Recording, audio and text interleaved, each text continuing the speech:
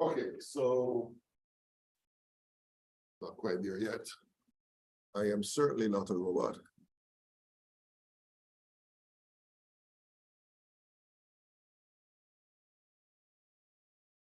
Okay, whoops, hold on.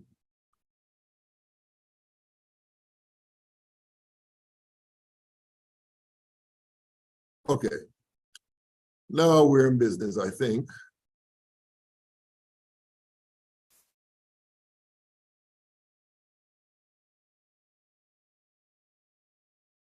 Okay. Going back to this, whoops. Going back to this here. Okay, so that's that. Okay, so let me clear this here and let's see if you can do the next one. You scroll down. The B part. So how would you do this part here? Oh, by the way, I just forgot something here. It says here, assume that the numbers in bold type are exact numbers, all right? We did not have any exact numbers in this case, but we do have the 100 here, excuse me, in bold type. So my question to you is, how do we deal with this particular example? Okay, so what's within the parentheses, right? 8.925 minus 8.904. And according to my calculations, that part works out to be equal to 0.021, right? So basically, you're going to end up now, and by the way, we have 3 decimal places here, 3 decimal places here. So this is correct in terms of the outcome for that part, right? 3 decimal places. Then we have to do the division. So now we have to divide the 0.021 by the 8.925, right? Remember, when you're dividing and or multiplying, you round off to the lowest number of sig figs. So the question is, how many sig figs represented here in the numerator? How many sig figs? Nope. Nope. 2. Remember, the preceding zeros are not significant. Any zeros before the non-zero digits, let me rephrase that. Any zeros before the first non-zero digit are not significant, right? So we have 2 sig figs here, right? And here we have how many sig figs? 4 sig figs. And this is exact, right? So that won't even come into the picture in terms of rounding off, right? So basically, whatever answer you get here, you'd have to round off to the 2 sig figs. So let's do that. 0.021, which I have here already, divided by 8.925. Okay, so when I round this off to 2 sig figs, according to my calculation, this works out to be 2. Oh, I forgot to multiply by 100, multiply by 100. Okay, so when I round this off to 2 sig figs, the answer I got is 0.24. And that's how that is done. All right. Any questions about that one? Okay, what about C? How would you deal with C? Now, and this is in bold type, so this is exact. So how would you go about solving this one? Exactly, so let's do that. 9.04 minus 8.23 plus 21.954 plus 81. Okay, so the top part here, oh, and we have to look at the number of decimal places, right? So the lowest number of decimal places is this one right here, 1 decimal place. So hold on, let me do this again. I think I did something wrong here. 9.04 minus 8.23 plus 21.954 plus 81. I think I accidentally pressed the multiplication sign. Okay, so according to my calculation, when I round off, when I do this and I round off to 1 decimal place, I got 103.8, right? And then now I'm going to divide that number by this, which is already exact, which means that whatever answer I get here would have to be rounded off to 4 sig figs, because that's what we have here, 4 sig figs. So basically, I'm going to divide 103.8 divided by 3.1416. And my calculation tells me that rounded off to 4 sig figs, the answer is going to be 33.04. And that's the final answer. All right. Any questions about this one? Any questions? Any questions? Okay, let me clear this up. Can I clear it? All right, let me clear it. And let me scroll down to the next question, D part. Okay, so in the case of D, go back to my writing here. They gave you 9.2 times 100.65, and all of that would be divided by 8.321. And also the 9.2 is an exact number, right? So you won't take the 9.2 into account when you're rounding off to the correct number of sig figs. Okay, so how would you deal with this part? Or how would you deal with this? Well, you could do that, but you don't have to. And the reason why is because you're in this particular problem, you're doing a combination of multiplication and division. So the rules for rounding off would be the same. So you could just put everything into your calculator as it is in the question and then round off in the end, right? So what I'm going to do is multiply 9.2 by 100.65, and then that result I'm going to divide by 8.321. And then whatever I get on my calculator screen, I'm going to round off to the lowest number of sig figs. But the 9.2, as we said before, would not be included because it's an exact number.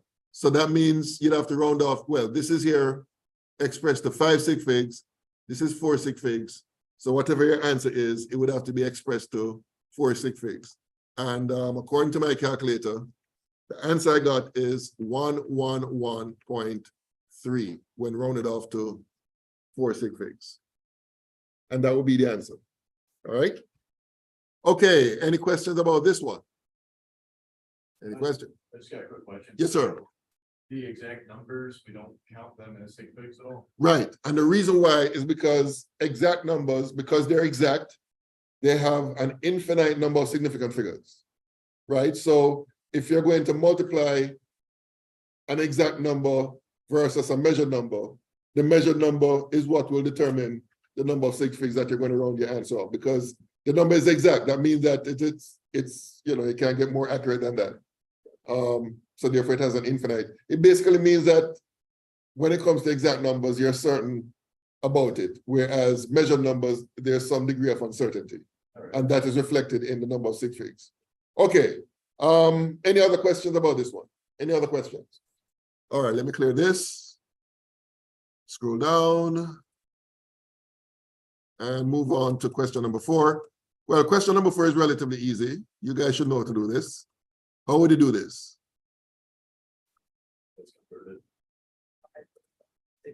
Exactly. So let me just show the setup. 45.6 centimeters. And then we multiply by what? What goes up top? 1 inch. And down here, we're going to have 2.54 centimeters. And that's it. Whatever that gives. Of course, you have to round off appropriately. Divided by 2.54. So, okay. So if I were to round this up to 3 sig figs, I would get 18.0 centimeters. And then for this one now, 1.23 times 10 to the minus 6 kilometers. So what I would do first is convert that to meters. So I'm going to have 1 kilometer down here, 1,000 meters above. And then the next conversion factor is going to be centimeter. Okay, so 1 meter would be equal to 100 centimeters. And that's it. So 1.23 times 10 to the minus 6 multiply, whoops, why did I do that? 1.23 times 10 to the minus 6. Multiply by 1,000, multiply by 100. So according to my calculation, I got, oh, that can't be right. Let me do this again, 1.3 times 10 to the minus 6 multiplied by 1,000 multiplied by 100. Okay, so the answer I got would be 0.123, and the unit would be centimeters. And that's how that is done. All right, so those are two relatively easy problems. Oh, shoot, why did I do that? There. So let me scroll down. Oh, okay, now this one says, how many hours are there in 34.5 years? So the way I would deal with this is I would try to find the relationship between the different units. 1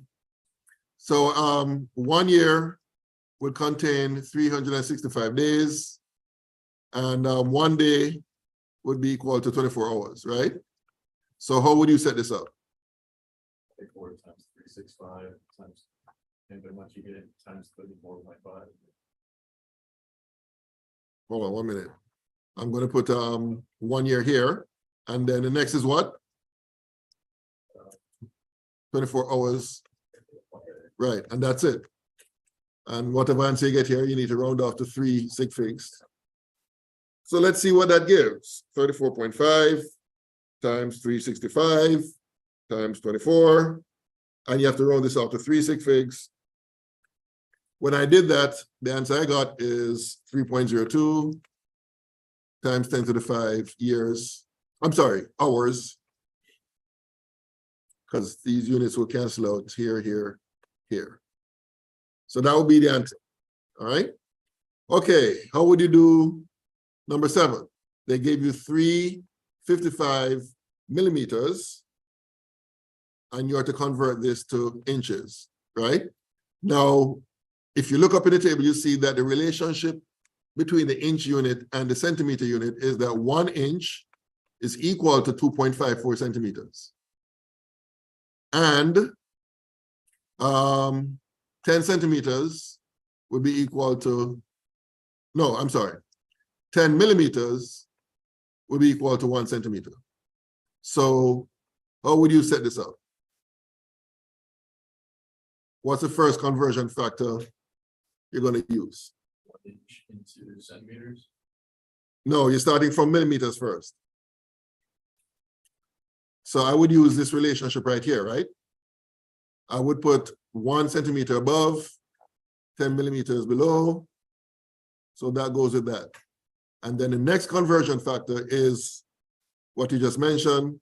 I would put the 1 inch unit above and the 2.54 centimeters below, so that this cancels with that.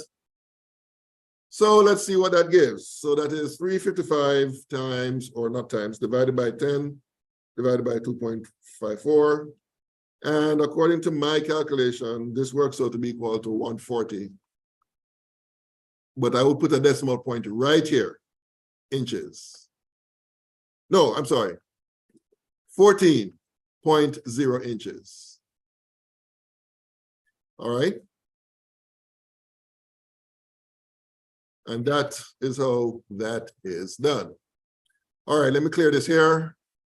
Or can I clear it? Or may I clear it? All right, let me clear this. And let me scroll down. Okay. Do I need to do these? I mean, it's pretty much the same thing in terms of converting. What I'm going to do is leave these for you guys to do. If you have any questions about those, let me know, because I want to get to this problem right here. So this question says you're dealing with a waterbed, right? And it gives you the dimension of the waterbed, 8 feet by 7 feet by 0.75 feet. And then it gives you the density of the water. And the question is asking for the mass of the water that is needed to fill the waterbed in kilograms. So what's the first thing that comes to mind when you're looking at this problem? There's one formula that should come to mind.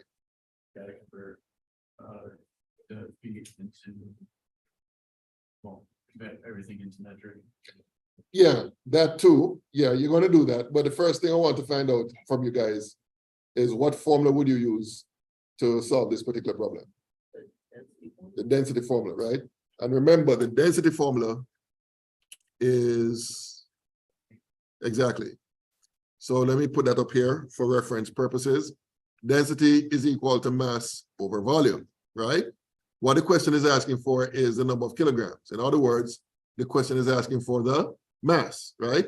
So we can rearrange this equation here to solve for mass. Mass is equal to density times the volume. So that's what the question is asking for. But the question is specific because it's asking for the mass in kilograms. And as he correctly said just a while ago, some unit conversion would have to take place, right? So what I'm going to do is write down the mass, write down the density, which is 1.00 grams per cm cube. And we're going to multiply that by the volume. Now, what's the volume? The volume is a product of each of these right here, 8 by 7 by 0.75 feet, right? So I'm going to put that here, 8.0 feet times 7.0 feet times 0.75 feet, right?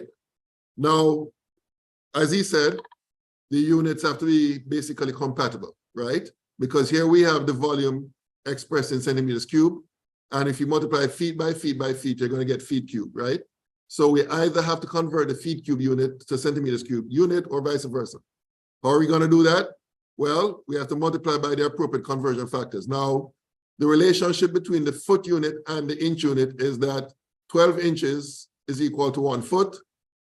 And we know also that the relationship between the inch unit and the centimeter unit is that 1 inch is equal to 2.54 centimeters, right? So these are the two relationships that we're going to need to use to convert from feet cube to centimeters cube. So my question to you is, what would be the first conversion factor? What would go up here and what would go down here as a denominator? 12 inches above as the numerator, 1 foot below, right? But we also need to cube this, right? Because you want this feet cube unit to cancel out with these feet cube units, right? Okay, very good. Now we need another conversion factor. So my question to you now is, what would that conversion factor be? And here's a hint right here. The units, the relationship between the inch unit and the centimeter unit. So what would go up top and what would go below in this conversion factor right here?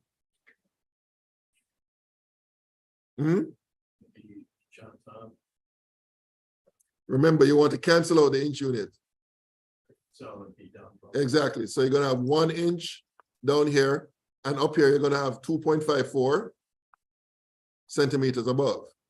And again, you have to cube that because you want this inch cube unit to cancel out with this inch cube unit, right? And also, this centimeter cube unit will cancel out this centimeter cube unit. Now, there's one more thing we need to do, because remember the question is asking for the mass in grams. If we do all this here, you're going to end up with your answer in grams, right? They want the, what did I just say? They want the answer in kilograms, right? So therefore, we need to add another conversion factor to convert this gram unit to kilogram unit.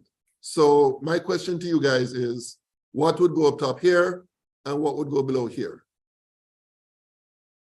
Because you're trying to convert the gram unit to kilogram. What's the relationship between kilogram and gram unit? Exactly, 1 kilogram is equal to 1,000 grams. So how would we represent that here in this conversion factor? 1 kilogram of and 1,000 grams below. And that's it. So let me do the number crunching here. So it's 1 times 8 times 7. Hold on. I'm sorry. Hold on. Okay.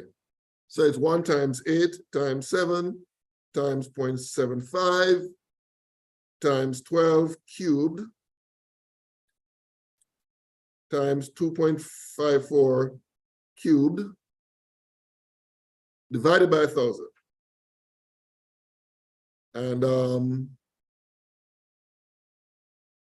in this case, I'd have to round off to 2 sig figs.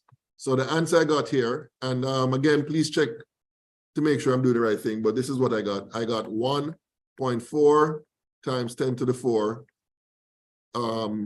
kilograms. Let me do this again just to make sure I'm doing this right. So that's 8 times 7 times 0.75 times 12 cubed times 2.54 cubed. Oh, I did something wrong. Apparently divided by 1,000. So this is incorrect. I got 1.2. Hold on. 8 times 7 times 0.75 times 12 cubed times 2.54 cubed divided by 1,000. Okay, so it's 1.2 times 10 to the 3 kilogram. And that will be the answer. All right.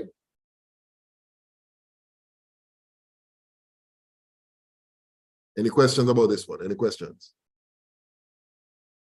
Okay. Is it okay for me to clear this? Oh, she looks like she's still writing.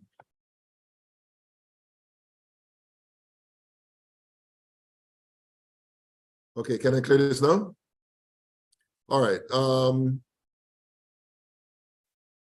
So let me scroll down. I think there's one more question in this. Okay, so this has to do with oil spreads on a water to form a 120 nanometer thick film. So the question is asking how many square kilometers of ocean will be covered by a slick formed when 2 barrels of oil are spilled, and it says that 1 barrel is equal to 31.5 gallons. All right. Okay, so basically what the question is asking for is the area, right, that is covered by the oil slick. It gives you the thickness of the oil film, and it gives you the volume of the oil, which is 2 barrels, right? So there's a relationship between the volume, the area, and the thickness. And I don't know if you would have learned this in your previous math experience, but the relationship between those 3 values, let me write it here, the volume would be equal to the area multiplied by the thickness. All right, that's the relationship between the volume of the oil, the area covered by the oil, and the thickness of the oil film. All right. What the question is asking for is the area. So therefore, area will be equal to volume divided by the thickness, right? So that's what we're trying to find. Now the volume is 2 barrels. I'm just going to put 2 BAR here, right? And the thickness is 120 nanometers, right? And basically what you need to find is the area expressed in kilometers squared, all right? Now, the strategy I would employ is that I would convert the barrels here to kilometers cubed and convert the nanometers here to kilometers. And the reason why I would do that is because when you divide kilometers cubed by kilometers, what do you get? Kilometers squared, which is what the question is asking for, right? Okay, so how are we going to achieve this? Well, let's start off with the 2 barrels. Let me do this again. 2 barrels over 120 nanometers. Let's start off with the 2 barrels. So what I would do is try to convert 2 barrels into kilometers cubed. Now, based on information here, 1 barrel is equal to 31.5 gallons. So I'm going to multiply this by 31.5 gallons above and 1 barrel below. So this goes with that. So this is gallons right here, all right? The next step is where we're going to see if we can find a relationship between gallons and kilometers cube. So let me go to tables here and let me see if I can find a relationship between gallons and some metric unit of volume. And I think this will work. 1 gallon is equal to 3.7 liters. So let me do that here. So I'm going to put 1 gallon below here and 3.7854 liters. All right. Now I do know also that 1 liter is equal to 10 to the minus 3 meters cubed. So I'm going to put 1 liter here. And this would be above here, 10 to the minus 3 meters cubed. All right. And then now we can get to kilometers cubed because we know that 1 kilometer is equal to 1,000 meters. But remember now, we have to cube this right here. And the reason why is because we want this meter cube unit to cancel out with this meter cube unit. This liter units will cancel out with that. The gallon will cancel out with that. The barrels will cancel out. So that takes care of that. Okay. So let me go back to, sorry. Okay. So let me do this. Okay.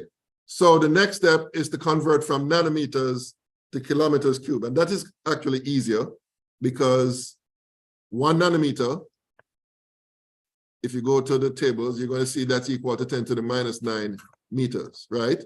And 1 kilometer would be equal to 1,000 meters. So we're going to need 2 conversion factors.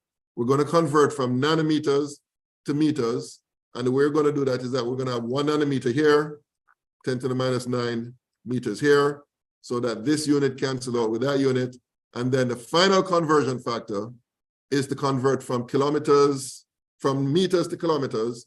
And in order for us to do that, we're going to have 1 meter here and 1,000 kilometers here. So that's the setup. So let me do the number crunching now. So that's, how am I going to do this? Okay, I'm just going to do the top line first. So 2 times 31.5 times 3.7854 times 10 to the minus 3. Divide, okay, and then I'm going to divide by 120 divided by 1,000 cubed. And then I'm going to divide by 1,000. And, ooh, that can't be right.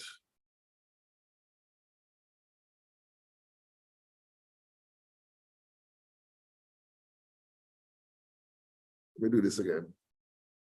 It has to be a large number for the area, relatively speaking. Let me try this again. 2 times 1.5 times 3.7854 times 10 to the minus 3 divided by 1,000 cubed. Oh, I forgot to divide by 10 to the minus 9. Divide by 10 to the minus 9. Then divide by 1,000.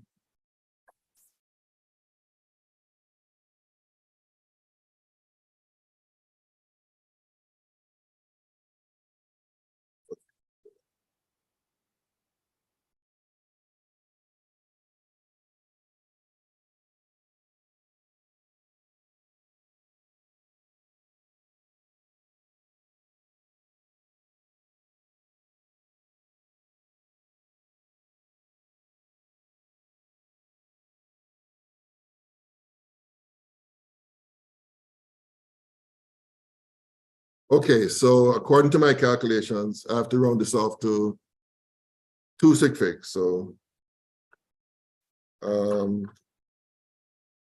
okay, so when I did that, the answer I got is 2.0 times 10 to the, I still have a feeling that this is not correct. Kilometers squared. Anyway, this will cancel out with this. Well, not this exactly, but it will cancel out one of the kilometer units. Remember, this is cubed. So the final answer here would be kilometers squared. I'm still having some suspicions about this number. Let me just do this one more time. 2 times 1.5 times 3.7854 times.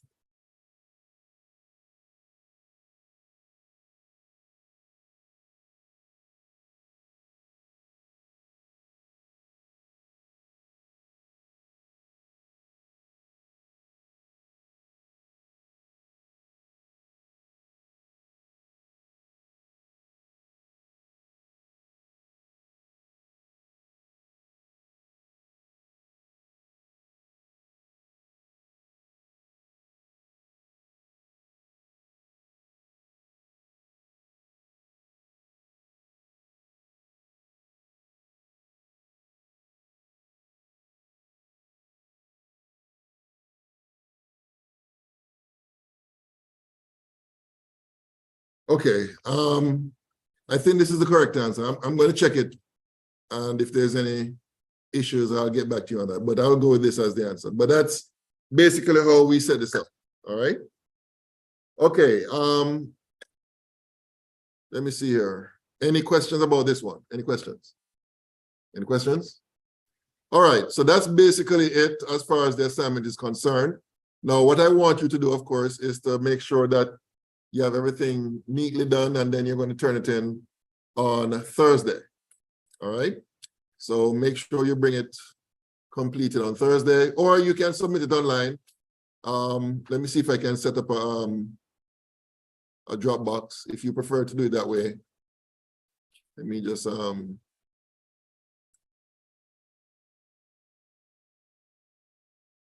here it is first. Whoops. And let me see. Let me close this here. Let me go to assignment. No. Yes, assignments.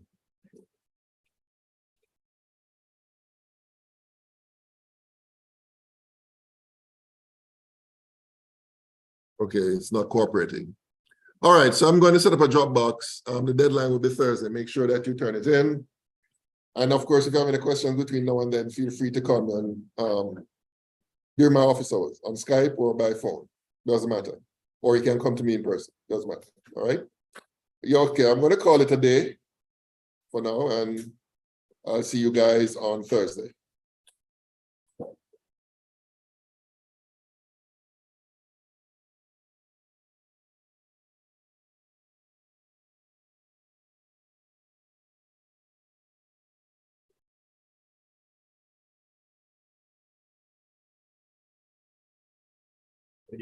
All right, take care.